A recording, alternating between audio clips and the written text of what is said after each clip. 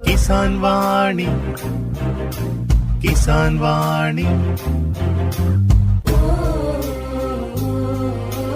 കിസാൻ വാണി. ഈ പരിപാടി നിങ്ങൾക്കായി സമർപ്പിക്കുന്നത് കേന്ദ്ര കൃഷി കർഷകക്ഷേമ മന്ത്രാലയം, ഭാരത സർക്കാർ. കിസാൻ വാണി.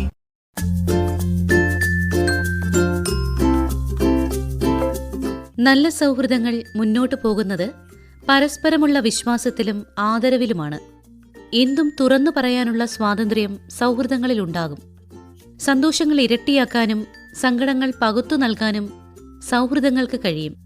എന്നാൽ സൗഹൃദങ്ങൾ നൽകുന്ന സന്തോഷം എപ്പോഴും നിലനിൽക്കണമെങ്കിൽ ചെറിയ ചില കാര്യങ്ങളിൽ നമ്മൾ ശ്രദ്ധ കൊടുക്കേണ്ടതുണ്ട്. പലപ്പോഴും ചെറിയ തെറ്റിദ്ധാരണകളോ വാശികളോ ആണ് സൗഹൃദങ്ങളെ തകർക്കുന്നത്. അതുകൊണ്ട് ചെറിയ കാര്യങ്ങൾ കൊണ്ട് വലിയ ബന്ധങ്ങളെ നഷ്ടപ്പെടുത്തരുത്. ഈ വാക്കുകളോടെ നമുക്ക് ഇന്നത്തെ പരിപാടിയിലേക്ക് പോയാലോ? കൃത്യമായ വളപ്രയോഗത്തിലൂടെ തെങ്ങിന്റെ വിളവ് കൂട്ടുന്നതിനെക്കുറിച്ച് ഒരു അഭിമുഖം, ഗാനം, കമ്പോള വില നിലവാരം, വിള പരിപാലന നിർദ്ദേശങ്ങൾ എന്നിവയാണ് ഇന്നത്തെ പരിപാടിയിൽ ഉൾപ്പെടുത്തിയിരിക്കുന്നത്. പരിപാടിയിലേക്ക് പോകുന്നതിന് മുൻപ് ഇന്നത്തെ ചോദ്യം ശ്രദ്ധിക്കാം. ചോദ്യം ഇതാണ്: മുട്ടയിടുന്ന കോഴികൾക്ക് സാധാരണയായി ഒരു ദിവസം എത്ര മണിക്കൂർ പ്രകാശം നൽകുന്നതാണ് ഉത്തമം? ഈ ചോദ്യത്തിന്റെ ഉത്തരം പരിപാടിയുടെ അവസാനം കേൾക്കാം. ആരോഗ്യമുള്ള മണ്ണാണ് ആരോഗ്യകരമായ വിളവെടുപ്പിന്റെ അടിത്തറ. വളപ്രയോഗം നടത്തുന്നതിന് മുമ്പ് നിങ്ങളുടെ മണ്ണ് പരിശോധിച്ച് സോയിൽ ഹെൽത്ത് കാർഡ് നേടുക. ഇതിലൂടെ നിങ്ങളുടെ മണ്ണിന് ആവശ്യമായ പോഷകങ്ങൾ കൃത്യമായി അറിയാം.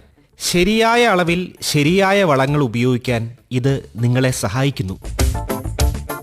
സോയിൽ ഹെൽത്ത് കാർഡ് കൃഷിച്ചെലവ് കുറയ്ക്കുന്നു, വിളവും ഗുണനിലവാരവും മെച്ചപ്പെടുത്തുന്നു, പരിസ്ഥിതിയെ സംരക്ഷിക്കുന്നു. ഇന്ന് തന്നെ നിങ്ങളുടെ അടുത്തുള്ള കൃഷി ഓഫീസ് അല്ലെങ്കിൽ മണ്ണ് പരിശോധനാ ലബോറട്ടറി സന്ദർശിച്ച് നിങ്ങളുടെ സോയിൽ ഹെൽത്ത് കാർഡ് നേടുക. ആരോഗ്യമുള്ള മണ്ണ്, സമർത്ഥനായ കർഷകൻ.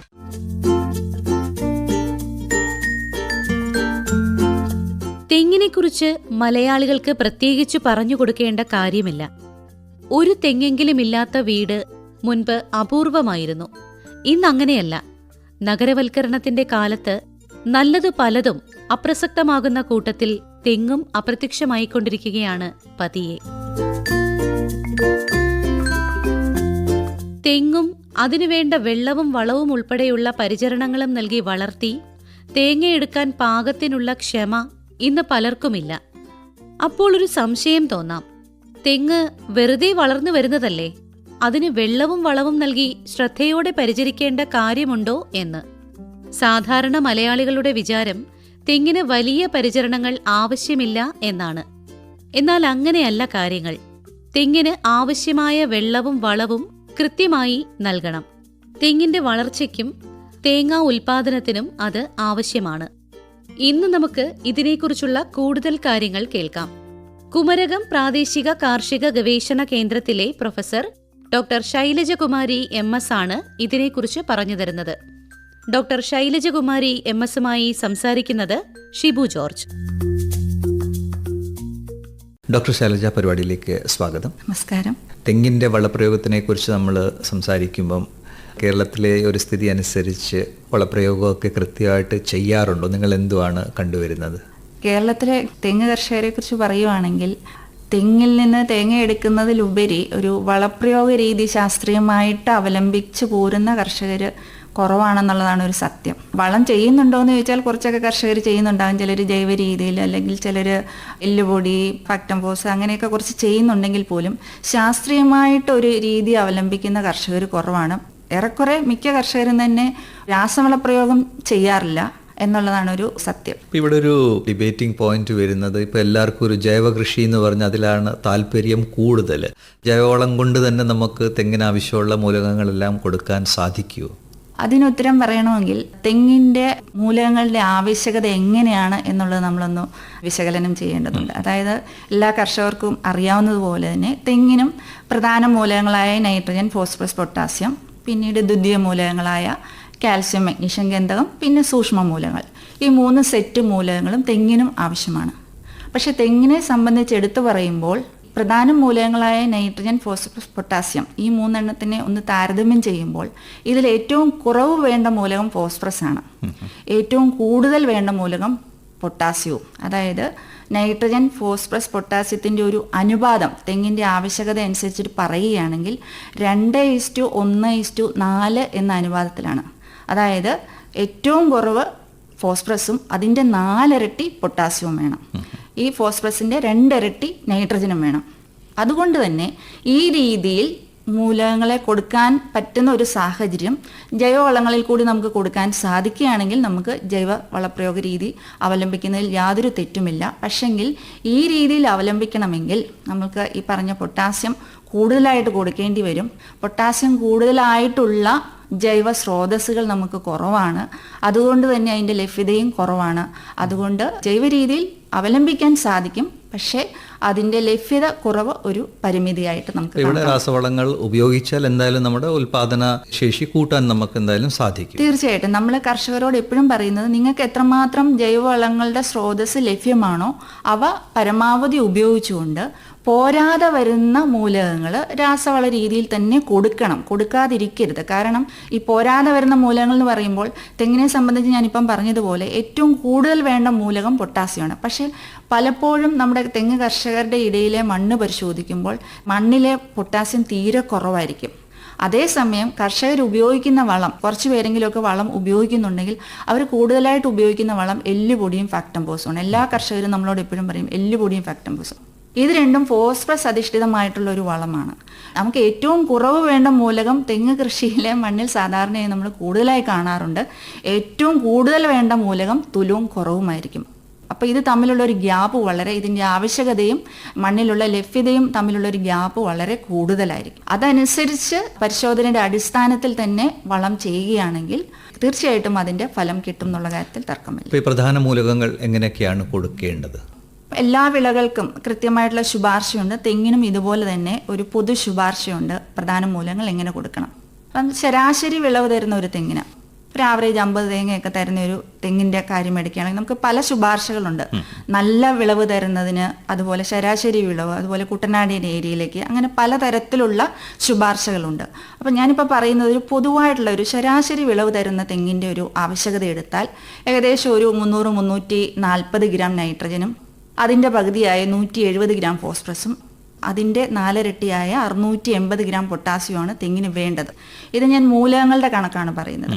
ഇതിനെ നമ്മളിപ്പം രാസവളങ്ങളായ നിലവിലുള്ള യൂറിയ, രാജ്ഫോസ്, പൊട്ടാഷിൻ്റെ ടേംസിൽ പറയുകയാണെങ്കിൽ കർഷകർക്ക് ഓർത്തിരിക്കാൻ എളുപ്പത്തിന് ഒരു 3/4 കിലോ അടുപ്പിച്ച് യൂറിയ വേണ്ടി വരും. അത് ഒരു വർഷത്തേക്കുള്ള അളവാണ് ഞാൻ ഈ പറയുന്നത്. അതുപോലെ തന്നെ ഒരു 850 ഗ്രാം ഫോസ്ഫറസ് വളം, ഒരു 1-1.25 കിലോ പൊട്ടാഷ്. ഇതാണ് NPK അടങ്ങിയിട്ടുള്ള നേർവളങ്ങളായ യൂറിയ, രാജ്ഫോസ്, പൊട്ടാഷ് ഇവയുടെ ഒരു അളവ് ഒരു വർഷത്തേക്ക്. ഇത് 3 വർഷത്തിന് മേൽ പ്രായമായ തെങ്ങിന് ഉള്ള ശുപാർശയാണ് ഞാൻ ഈ പറഞ്ഞത്. ഇതിനെ നമുക്ക് 2 പ്രാവശ്യമായിട്ട് കൊടുക്കാം. അതായത് കാലവർഷവും തുലാവർഷവും. കാരണം നമ്മൾ തെങ്ങ് നനയ്ക്കാനുള്ള ഒരു സാഹചര്യം ഇല്ല, പലപ്പോഴും മഴയെ ആശ്രയിച്ചുള്ള കൃഷിയാണ്. അപ്പം വേനൽ മഴയുടെ സമയത്ത് നമുക്ക് ഈ പറഞ്ഞ ഒരു അളവ്, അതായത് ഞാനൊരു 3/4 കിലോ യൂറിയ എന്ന് പറഞ്ഞപ്പം അതിൻ്റെ ഒരു 1/3 ഒരു 1/4 കിലോ യൂറിയയും രാജ്ഫോസ് 850 ഗ്രാം എന്ന് പറയുന്നത് മൊത്തവും നമുക്ക് അടിവളമായിട്ട് കൊടുക്കാം, 850 ഗ്രാമും, പിന്നെ പൊട്ടാഷിൻ്റെ ഒരു 1/3. ഇത് 3 കൂടി മിക്സ് ചെയ്ത് നമുക്ക് കാലവർഷത്തിൽ കൊടുക്കാം. ഇതിൻ്റെ ബാക്കി 2/3 ഭാഗം തുലാവർഷത്തിലും കൊടുക്കുക. അത് നമുക്ക് തുലാമഴ ഒന്ന് കുറഞ്ഞതിന് ശേഷം മഴയുടെ അവസാനമായിട്ട് കൊടുക്കുക. കോരിച്ചൊരിയുന്ന മഴയുടെ സമയത്ത് നമ്മൾ ഒരിക്കലും ഒരു രാസവളങ്ങളും കൊടുക്കില്ല, നഷ്ടപ്പെട്ടു പോകും. അങ്ങനെ ഈ പറഞ്ഞ രീതിയിൽ 3/1, 3/2 NPK മൂലങ്ങൾ അടങ്ങിയിട്ടുള്ള നേർവളങ്ങൾ നമുക്ക് കൊടുക്കാൻ സാധിക്കും. കൊടുക്കുമ്പോൾ കർഷകർക്ക് അറിയാം 1 മീറ്റർ ദൂരെയായിട്ട് കൊടുക്കുന്ന രീതി പറയുന്നതിന് മുമ്പ് ഒരു കാര്യം കൂടി ഞാൻ പറയട്ടെ. അപ്പം നമ്മൾ എപ്പോഴും എല്ലാ കർഷകരും അറിയാവുന്ന കാര്യമാണ് മണ്ണിലെ പുളിപ്പ്. നമ്മൾ കൊടുക്കുന്ന വളം വലിച്ചെടുക്കാനുള്ള ഒരു സാഹചര്യം മണ്ണിൽ സൃഷ്ടിക്കണം. അതുകൊണ്ട് തന്നെ കുമ്മായ വസ്തുക്കൾ ഏതെങ്കിലും ഇട്ട് ഒരു 2 ആഴ്ചയ്ക്ക് ശേഷം വേണം നമ്മൾ വളപ്രയോഗം ചെയ്യാനായിട്ട്. അപ്പം നമുക്ക് ഡോളമൈറ്റ് ഉപയോഗിക്കാം, നീറ്റുകാക്കി ഉപയോഗിക്കാം, കാൽസ്യം സിലിക്കേറ്റ് പോലുള്ള കുമ്മായ വസ്തുക്കൾ ഉപയോഗിക്കാം. അതിൻ്റെ ഒരു ശരാശരി പൊതുവായിട്ടുള്ള ഒരു അളവെന്ന് പറഞ്ഞാൽ 1 മുതൽ 2 കിലോ വരെയാണ് ഒരു തെങ്ങിന്. അത് എന്ന് പറയുന്നത് മണ്ണിലെ പുളിപ്പിനനുസരിച്ച് ഇതിൻ്റെ അളവ് വ്യത്യാസം വരും. ചിലപ്പോൾ 1 മതിയായിരിക്കും, ചിലപ്പോൾ 1.5 മതിയായിരിക്കും, ചിലപ്പം കൂടിയ അളവിൽ വേണ്ടി വരും. അപ്പോൾ ഈ പുളിപ്പിനെ ക്രമീകരിച്ചതിന് ശേഷം വേണം നമ്മൾ ഈ പറഞ്ഞ രാസവളം ഇടാൻ. അവിടെ ശ്രദ്ധിക്കേണ്ട ഒരു കാര്യം എന്ന് പറയുന്നത് കുമ്മായ വസ്തുക്കൾ ഇടുമ്പോഴും മണ്ണിൽ നനവുണ്ടായിരിക്കണം, അല്ലെങ്കിൽ ചെറിയ തോതിലെങ്കിലും മഴയുണ്ടായിരിക്കണം. ഇവിടെ ഓർത്തിരിക്കേണ്ട ഒരു കാര്യം, പുളിപ്പ് ക്രമീകരിക്കുക മാത്രമല്ല കുമ്മായ പ്രയോഗം വഴി നടക്കുന്നത്. തെങ്ങിന് ഏറ്റവും അത്യാവശ്യമായ ഒരു ദ്വിതീയ മൂലകമായ കാൽസ്യത്തിൻ്റെ സ്രോതസ്സും കൂടിയാണ് കുമ്മായം. നമ്മൾ മറ്റ് കാൽസ്യം അടങ്ങിയിട്ടുള്ള വളങ്ങളൊന്നും തെങ്ങിന് ചേർക്കുന്നില്ല.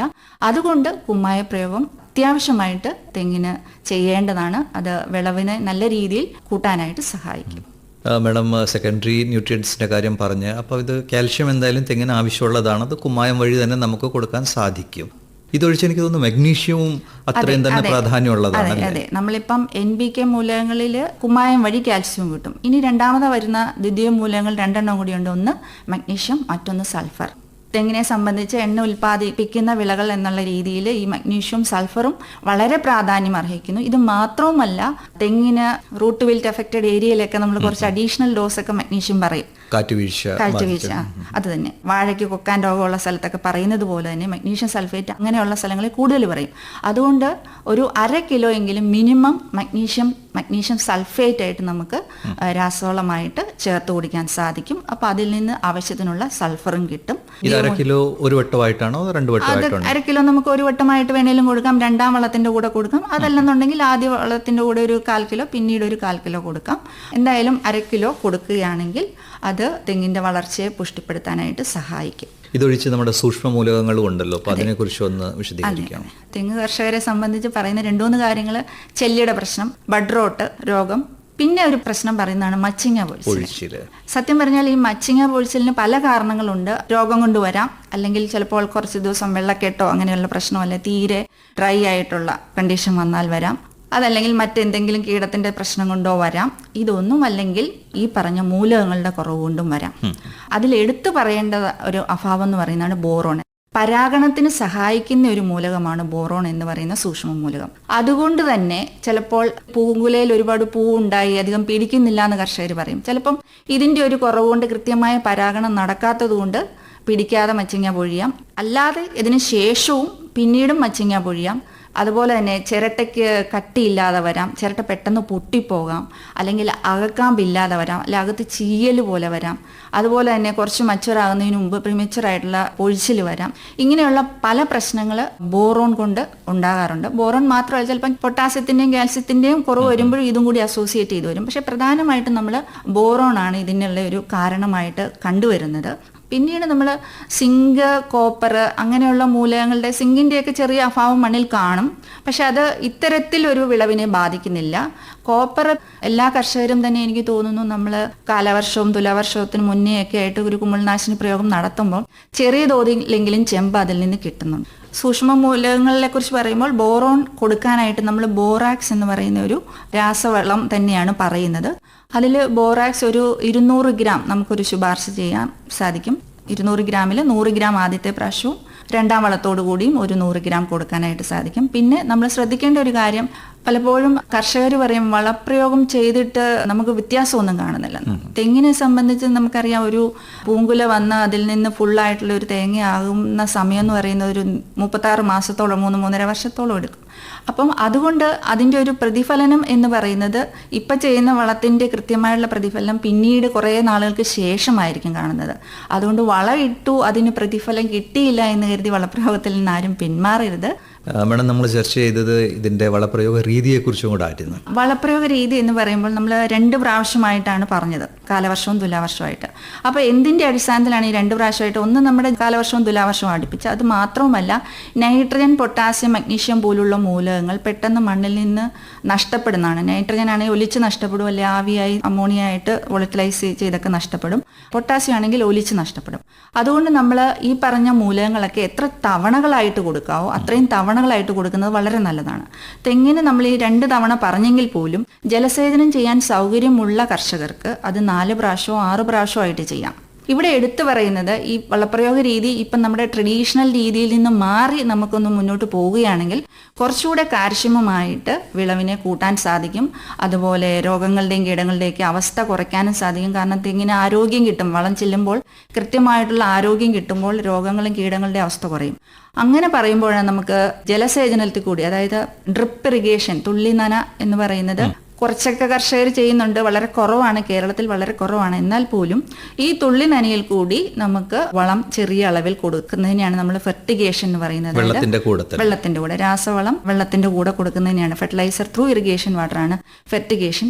അത് ഒരു 19 സെന്റെങ്കിലും ഉള്ള കർഷകർ അല്ലെങ്കിൽ 19 തെങ്ങെങ്കിലും ഉള്ള കർഷകർക്ക് ഇത് കൃത്യമായിട്ട് അവലംബിക്കുകയാണെങ്കിൽ ചെലവ് കുറഞ്ഞ രീതിയിൽ, അതായത് ഫെർട്ടിലൈസർ ആപ്ലിക്കേഷനുള്ള ലേബർ കുറയ്ക്കാൻ സാധിക്കും, ഈ മൂലകങ്ങളുടെ കാര്യക്ഷമത കാര്യമായിട്ട് കൂട്ടാൻ സാധിക്കും, തെങ്ങിന്റെ വളർച്ചയും ഉൽപാദനവും പുഷ്ടിപ്പെടുത്താനായിട്ടും സഹായിക്കും. ഈ ഫെർട്ടിഗേഷന് വേണ്ടി നമ്മൾ വാട്ടർ സോല്യൂബിൾ ഫെർട്ടിലൈസേഴ്സ് യൂസ് ചെയ്യണോ അതോ നോർമൽ ഇതും നമുക്ക് ചെയ്യാൻ പറ്റും? നമുക്ക് നമ്മുടെ യൂറിയ പോലുള്ളത് ഉപയോഗിക്കാം. പൊട്ടാഷ് നമുക്ക് അത് ശ്രദ്ധിച്ച് കൈകാര്യം ചെയ്താൽ ഫിൽറ്ററിംഗ് സംവിധാനം ഒക്കെ ഉണ്ട്. ഒത്തിരി കോസ്റ്റ്ലി ആയിട്ടുള്ള വളം ഉപയോഗിക്കണം എന്നില്ല. മണ്ണ് പരിശോധനയുടെ അടിസ്ഥാനത്തിൽ നമുക്ക് വളം കുറവ് മതിയെന്നുണ്ടെങ്കിൽ നമുക്ക് കുറച്ചുകൂടി സോല്യൂബിൾ ആയിട്ടുള്ള ഫെർട്ടിലൈസേഴ്സും ഉപയോഗിക്കാം. അതുപോലെ തന്നെ എടുത്തു പറയേണ്ട ഒരു കാര്യം, നമ്മളിപ്പം ഇതുവഴി കൊടുക്കുമ്പോൾ കുറച്ചും കൂടി വളത്തിന്റെ അളവും വേണമെങ്കിൽ നമുക്ക് കുറയ്ക്കാൻ സാധിക്കും. കാരണം കൃത്യമായിട്ട് നഷ്ടം കുറയുന്നുണ്ടല്ലോ. അപ്പം ആവശ്യാനുസരണം കുറേശ്ശെയായിട്ട് കിട്ടുന്നതുകൊണ്ട് കാര്യക്ഷമത കൂടുന്നതുകൊണ്ട് തന്നെ പൊതുവെ പറയുന്ന അളവ് കുറച്ചും കൂടി കുറയ്ക്കാനായിട്ട് സാധിക്കും. ഇപ്പോഴത്തെ സാഹചര്യത്തിൽ നമ്മൾ വളത്തിന്റെ ലഭ്യത കുറവാണ്, ചെലവ് കൂടുന്നു, വളത്തിന്റെ വില കൂടുന്നു. ഇങ്ങനെയൊക്കെയുള്ള ഒരു സാഹചര്യത്തിൽ ഇത് ഫലപ്രദമായിട്ട് തെങ്ങ് കർഷകർക്ക് പ്രയോജനപ്പെടുത്താൻ സാധിക്കും എന്നുള്ളതാണ്. പിന്നെ അത് കൊടുക്കുമ്പം എല്ലാ കർഷകർക്കും അറിയാം, ഒരു മീറ്റർ 1.5 മീറ്റർ ദൂരെ രാസവള പ്രയോഗം ചെയ്ത് എല്ലാവർക്കും അറിയാം. അതായത് ഏകദേശം ഒരു തെങ്ങിന്റെ തടിയിൽ നിന്നൊരു 6 അടി വിട്ടിട്ട് വ്യാസാർത്ഥത്തിലാണ് നമ്മൾ വളപ്രയോഗം ചെയ്യുന്നത്. കാരണം അവിടെയാണ് കൂടുതലായിട്ട് വേരുകൾ കോൺസെൻട്രേറ്റ് ചെയ്തത്. 6 അടി എന്ന് പറയുമ്പോൾ ഒരു 1.25-2 മീറ്റർ വിട്ടിട്ട് നമ്മൾ വൃത്താകൃതിയിൽ തടം എടുത്തിട്ട് അതിലേക്കാണ് നമ്മൾ വളമിട്ട് കൊടുക്കുന്നത്. ആ വളം ഇട്ടതിന് ശേഷം മണ്ണൊന്ന് തട്ടിയിട്ട് മൂടിയിട്ട് കഴിഞ്ഞാൽ ഒരു നനയും കൂടി ഉണ്ടെങ്കിൽ, മഴ പെയ്യുന്നുണ്ടെങ്കിൽ വളരെ കാര്യക്ഷമമായിട്ട് അതവിടെ കിടന്ന് പ്രവർത്തിക്കും. പിന്നെ ഈ പറഞ്ഞ രാസവളത്തിന്റെ ഒരു ശുപാർശ ഒപ്പം തന്നെ നമ്മൾ ജൈവവളവും തെങ്ങിന് പറയുന്നുണ്ട്. അങ്ങനെ പറയുമ്പോൾ ഒരു 25 മുതൽ 50 കിലോയാണ് ഒരു തെങ്ങിന് ഏതെങ്കിലും ജൈവവളം നമുക്ക് ഇടുന്നത്. കർഷകർ ചോദിക്കാറുണ്ട് കോഴിവളം ഇടാമോ എന്ന് ചോദിക്കും. കോഴിവളം ഇടാം. കോഴിവളത്തിൽ കുറച്ചും കൂടിയൊക്കെ നൈട്രജനും ഈ ബോറോൺ പോലുള്ള ചില മൂലകങ്ങളൊക്കെ ഉണ്ട്. അപ്പോൾ അതിടാൻ നമുക്ക് സാധിക്കും. പക്ഷേ ശ്രദ്ധിക്കേണ്ട ഒരു കാര്യം എന്ന് പറയുന്നത് ചൂടുള്ള സമയത്ത് ഉപയോഗിക്കരുത്. അതുപോലെ തീരെ പ്രായം കുറഞ്ഞ തൈത്തെങ്ങ് പോലുള്ളതിനൊന്നും ഒരുപാട് കോഴിവളം ഉപയോഗിക്കരുത്. പിന്നെ CPCRI പുറത്തിറക്കിയ സൂക്ഷ്മവളക്കൂട്ടുകളുണ്ടല്ലോ, അതും വേണമെങ്കിൽ ചെയ്യാം. അതെ, അതായത് നമ്മളിപ്പം ബോറോണിന്റെ കാര്യം പറഞ്ഞു, സിങ്ക് വേണമെങ്കിൽ സിങ്കായിട്ട് കൊടുക്കാം, അതുപോലെ കാൽസ്യത്തിന്റെ കാര്യമൊക്കെ പറഞ്ഞല്ലോ. അപ്പോൾ CPCRI പുറത്തിറക്കിയിട്ടുള്ള ഒരു കൽപ്പവർദ്ധിനി എന്ന് പറയുന്നത്, അതിൻ്റെ അകത്ത് പൊട്ടാസ്യം ഉണ്ട്, പറഞ്ഞ മഗ്നീഷ്യം, സൂക്ഷ്മ മൂലകങ്ങളായ ബോറോൺ, സിങ്ക് തുടങ്ങിയവ അടങ്ങിയിട്ടുള്ള ഒരു മൂലകൂട്ടാണ്. അത് ഒരു 1/2 കിലോ നമുക്ക് ശുപാർശയുണ്ട്. 2 പ്രാവശ്യമായിട്ട് 250 ഗ്രാം വീതം 3 വർഷത്തിന് മേൽ പ്രായമായ തെങ്ങിന്. തൈത്തെങ്ങിനാണെങ്കിൽ കൽപ്പപോഷക് എന്ന് പറയുന്നത് ഒരെണ്ണമുണ്ട്, അത് 40 ഗ്രാം എന്നുള്ള കണക്കിന്. പിന്നീട് 1-ാം വർഷം ആകുമ്പോൾ 100 ഗ്രാം എന്നുള്ള ശുപാർശയുമുണ്ട്. മേഡം പറഞ്ഞ മാതിരി തന്നെ വളപ്രയോഗമൊക്കെ കൃത്യമായിട്ട് ചെയ്താൽ നമുക്ക് നല്ല വിളവ് കിട്ടും. അപ്പം ഈ കാര്യങ്ങളൊക്കെ ശ്രദ്ധിക്കുമെന്ന് നമ്മൾ വിശ്വസിക്കുന്നു. താങ്കൾ പരിപാടിയിലേക്ക് വന്ന് ഇത്രയും കാര്യങ്ങൾ നമ്മൾ ചർച്ച ചെയ്ത് വളരെ നന്ദി. കൃത്യമായ വളപ്രയോഗത്തിലൂടെ തെങ്ങിന്റെ വിളവ് കൂട്ടാനുള്ള പല വഴികൾ മനസ്സിലായി കാണുമല്ലോ. കുമരകം പ്രാദേശിക കാർഷിക ഗവേഷണ കേന്ദ്രത്തിലെ പ്രൊഫസർ ഡോക്ടർ ശൈലജകുമാരി MS-മായി ഷിബു ജോർജ് സംസാരിക്കുകയായിരുന്നു ഇതുവരെ. ഡോക്ടർ ശൈലജകുമാരി MS-ന്റെ ഫോൺ നമ്പർ 8848505353. ഈ വർഷം കൃഷി നന്നായിരിക്കുമെന്ന് കരുതിയതായിരുന്നു. പക്ഷേ കാലാവസ്ഥാ വ്യതിയാനം എല്ലാം തകർത്തു. പ്രകൃതിക്ഷോഭങ്ങൾ നമ്മുടെ നിയന്ത്രണത്തിലല്ലല്ലോ. എന്നാൽ അതുമൂലമുള്ള വിളനഷ്ടത്തിൽ നിന്ന് തീർച്ചയായും നമുക്ക് സംരക്ഷണം നേടാം. എങ്ങനെ? പ്രധാനമന്ത്രി ഫസൽ ബീമ യോജനയിൽ ചേരൂ. കുറഞ്ഞ പ്രീമിയത്തിൽ വിള ഇൻഷുറൻസ് പരിരക്ഷ ലഭിക്കും. വെള്ളപ്പൊക്കം, വരൾച്ച, ചുഴലിക്കാറ്റ് തുടങ്ങിയ വിവിധ പ്രതികൂല സാഹചര്യങ്ങളിലുണ്ടാകുന്ന വിളനഷ്ടത്തിന് സാമ്പത്തിക പരിരക്ഷ ഉറപ്പാക്കുന്ന പദ്ധതിയാണിത്. കൂടുതൽ വിവരങ്ങൾക്ക് അടുത്തുള്ള കൃഷിഭവൻ, ബാങ്ക് അല്ലെങ്കിൽ കോമൺ സർവീസ് സെന്ററുമായി ബന്ധപ്പെടൂ. പ്രധാനമന്ത്രി ഫസൽ ബീമ യോജന, കർഷകന്റെ കരുതൽ, കൃഷിയുടെ സുരക്ഷ. ഇനി കമ്പോള വില നിലവാരം. ഡയറക്ടറേറ്റ് ഓഫ് ഇക്കണോമിക്സ് ആൻഡ് സ്റ്റാറ്റിസ്റ്റിക്സിന്റെ മാർക്കറ്റ് ഇന്റലിജൻസ് വിഭാഗം പ്രസിദ്ധീകരിച്ച വിപണി വില നിലവാര പ്രകാരം വെളിച്ചെണ്ണ ക്വിന്റലിന് 25,400 മുതൽ 28,500 രൂപ വരെയും, കൊപ്ര 16,400 മുതൽ 21,900 രൂപ വരെയും വില രേഖപ്പെടുത്തി. നാളികേരം 1000 എണ്ണത്തിന് 22,000 മുതൽ 26,000 രൂപ വരെയാണ് വില. കുരുമുളക് അൺഗാർബിൾഡ് ക്വിന്റലിന് 65,000 മുതൽ 69,000 രൂപ വരെയും, ഗാർബിൾഡ് കുരുമുളകിന് 65,000 മുതൽ 70,800 രൂപ വരെയും വിലയുണ്ട്. ഏലം കിലോഗ്രാമിന് 3,000 മുതൽ 4,100 രൂപ വരെയാണ്. കശുവണ്ടി പരിപ്പ് ക്വിൻ്റലിന് 81,400 രൂപ വരെയും റബ്ബർ ലോട്ട് ക്വിൻ്റലിന് 23,500 മുതൽ 27,300 രൂപ വരെയും വില രേഖപ്പെടുത്തി. പൈനാപ്പിൾ ക്വിൻ്റലിന് 4,800 മുതൽ 5,500 രൂപ വരെയും മഞ്ഞളിന് 17,000 രൂപ വരെയും വിലയുണ്ട്. പച്ചക്കപ്പ ക്വിൻ്റലിന് 2,300 മുതൽ 3,200 രൂപ വരെയും വില ലഭിക്കുന്നു. കൂടുതൽ വിവരങ്ങൾക്ക് ഡയറക്ടറേറ്റ് ഓഫ് ഇക്കണോമിക്സ് ആൻഡ് സ്റ്റാറ്റിസ്റ്റിക്സിന്റെ മാർക്കറ്റ് ഇന്റലിജൻസ് ബുള്ളറ്റിൻ പരിശോധിക്കാവുന്നതാണ്.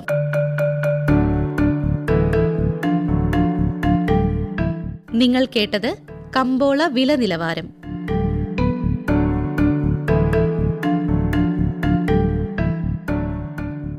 കേരള കാർഷിക സർവകലാശാല കർഷകർക്ക് വേണ്ടി ചില കാർഷിക നിർദ്ദേശങ്ങൾ ഇത്തവണയും നൽകിയിട്ടുണ്ട്.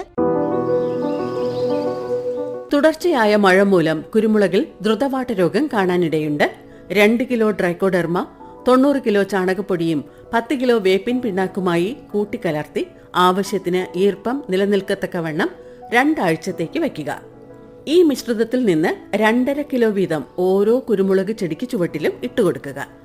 രോഗം കൂടുന്ന പക്ഷം 1% വീര്യമുള്ള ബോർഡോ മിശ്രിതമോ അല്ലെങ്കിൽ 20 ഗ്രാം സ്യൂഡോമോണസ് ഫ്ലൂറസെൻസ് അല്ലെങ്കിൽ 2.5 ഗ്രാം കോപ്പർ ഓക്സിക്ലോറൈഡ് അല്ലെങ്കിൽ 2 ഗ്രാം കോപ്പർ ഹൈഡ്രോക്സൈഡ് 1 ലിറ്റർ വെള്ളത്തിൽ ചേർത്ത് മണ്ണ് കുതിരത്തക്കവണ്ണം ഒഴിച്ചു കൊടുക്കുകയും ചെടിയിൽ തളിച്ചു കൊടുക്കുകയും ചെയ്യുക. മഴക്കാലത്ത് ജാതി മരങ്ങൾക്ക് ഇലകൊഴിച്ചിൽ, വേരുചീയൽ, തടിയിൽ നിന്നും കറയൊലിപ്പ് എന്നീ രോഗങ്ങൾ കണ്ടുവരുന്നു.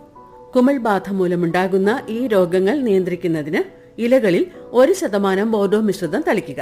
കൂടാതെ ചെമ്പ് കലർന്ന കുമിൾനാശിനികളിൽ 1, അതായത് കോപ്പർ ഹൈഡ്രോക്സൈഡ് 2 ഗ്രാം 1 ലിറ്റർ വെള്ളത്തിൽ അല്ലെങ്കിൽ കോപ്പർ ഓക്സിക്ലോറൈഡ് 2.5 ഗ്രാം 1 ലിറ്റർ വെള്ളത്തിൽ എന്ന തോതിൽ മരത്തിന് ചുറ്റും തടമെടുത്ത് മരം ഒന്നിന് 10 മുതൽ 20 ലിറ്റർ വരെ എന്ന തോതിൽ മണ്ണിൽ ഒഴിച്ചു കൊടുക്കുക. വിളവൊക്കെ നന്നായിട്ടുണ്ട്, പക്ഷേ ഇടയ്ക്കിടെ പണത്തിന് ഞെരുക്കം വരികയാണ്. കർഷകർക്ക് കൈത്താങ്ങായി കേന്ദ്ര സർക്കാരിന്റെ പ്രധാനമന്ത്രി കിസാൻ സമ്മാൻ നിധി PM കിസാൻ പദ്ധതിയുണ്ടല്ലോ. അർഹരായ കർഷകർക്ക് പ്രതിവർഷം 6,000 രൂപ 3 ഗഡുക്കളായി നേരിട്ട് ബാങ്ക് അക്കൗണ്ടിലേക്ക് ലഭിക്കുന്നു. ആവശ്യങ്ങൾ നിറവേറ്റാൻ ഈ സഹായം പ്രയോജനപ്പെടും.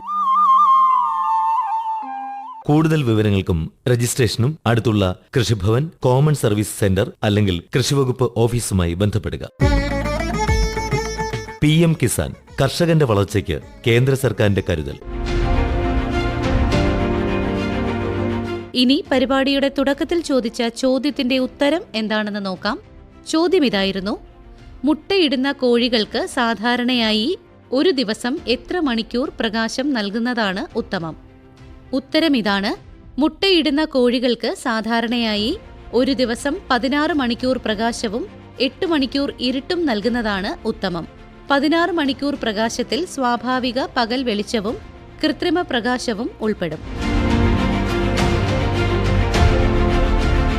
ഇനി മുട്ടയുൽപാദനത്തിൽ പ്രകാശത്തിന്റെ സ്വാധീനത്തെക്കുറിച്ച് കൂടുതൽ കാര്യങ്ങൾ കേൾക്കാം.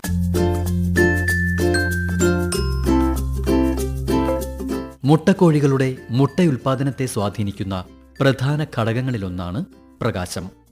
തീറ്റയും വെള്ളവും കണ്ടെത്താൻ സഹായിക്കുന്ന ഒന്നായി മാത്രമാണ് നമ്മൾ സാധാരണയായി പ്രകാശത്തെ കാണുന്നത്. എന്നാൽ കോഴികളിൽ പ്രകാശത്തിന് അവയുടെ പ്രത്യുൽപാദന വ്യവസ്ഥയെ നിയന്ത്രിക്കുന്നതിലും പ്രധാന പങ്കുണ്ട്. പ്രകാശം കോഴിയുടെ പ്രത്യുൽപാദന പ്രവർത്തനങ്ങളെ ഉത്തേജിപ്പിക്കുകയും സ്ഥിരമായ മുട്ടയുൽപാദനം നിലനിർത്താൻ സഹായിക്കുകയും ചെയ്യുന്നു. മുട്ടയിടുന്ന കാലയളവിൽ പ്രകാശത്തിന്റെ ദൈർഘ്യം വളരെ കുറയുകയാണെങ്കിൽ മുട്ടയുൽപാദനം കുറയാൻ സാധ്യതയുണ്ട്. അതിനാൽ മുട്ടയിടുന്ന ഘട്ടത്തിലെത്തിയ ശേഷം പ്രകാശത്തിന്റെ ദൈർഘ്യത്തിൽ പെട്ടെന്നുള്ള കുറവ് വരുത്താതിരിക്കാൻ ശ്രദ്ധിക്കണം. എന്നാൽ കൂടുതൽ സമയം വെളിച്ചം നൽകിയാൽ കൂടുതൽ മുട്ട ലഭിക്കുമെന്ന ധാരണ ശരിയല്ല. തുടർച്ചയായി അല്ലെങ്കിൽ അമിതമായി പ്രകാശം നൽകുന്നത് കോഴികൾക്ക് സമ്മർദ്ദമുണ്ടാക്കാനും സ്വാഭാവിക വിശ്രമത്തെ ബാധിക്കാനും കാരണമാകാം. അതുകൊണ്ട് തന്നെ ദിവസത്തിൽ 8 മണിക്കൂർ ഇരുട്ടും വിശ്രമത്തിനായി ആവശ്യമാണ്.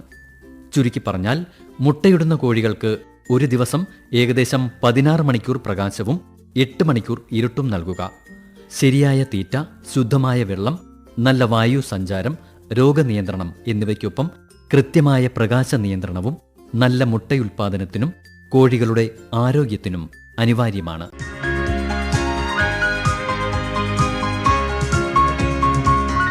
നിർവഹണം ഷിബു ജോർജ്.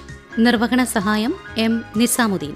കിസാൻ വാണി, കിസാൻ വാണി, കിസാൻ വാണി. ഈ പരിപാടി നിങ്ങൾക്കായി സമർപ്പിച്ചത് കേന്ദ്ര കൃഷി കർഷകക്ഷേമ മന്ത്രാലയം, ഭാരത സർക്കാർ. കിസാൻ വാണി.